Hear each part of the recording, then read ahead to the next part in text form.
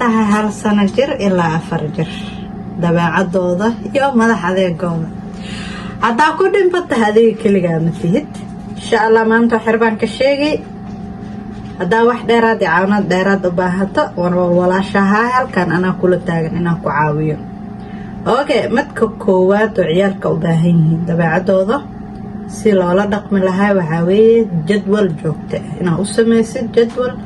maalinle ah habeenkii ilaa maalintii ilaa ka soo kac ilaa saxda waxyaabo ay sameynayaan order ay sameeyaan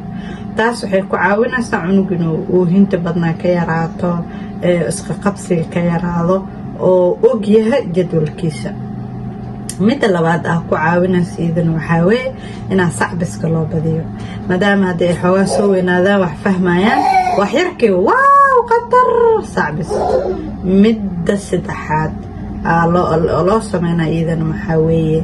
in mar walba 2 joys la siiyo ewl nuuna ahayn meel ay iska jiifeen hadda waxbay soo fahmaan markaa soo fahmeen madax adeeg iyo waxay bilaabayaan iyo buuqi qajajac sooma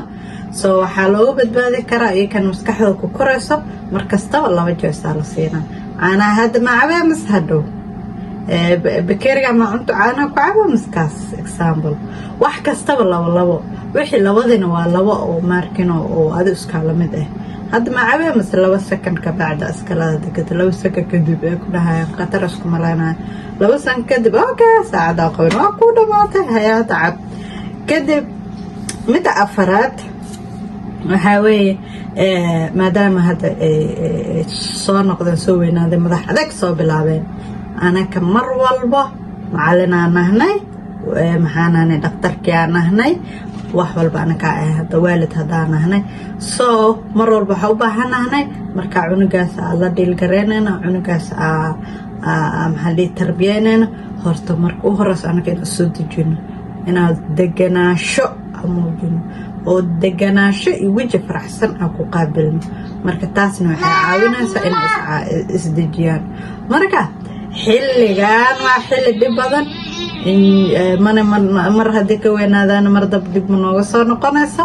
marka enjoy gareyno ha waqti ala siino dulqaad aan yeelano insha Allah dacawanaad baahantiina waa ka subscribe garee. Assalaamu calaykum.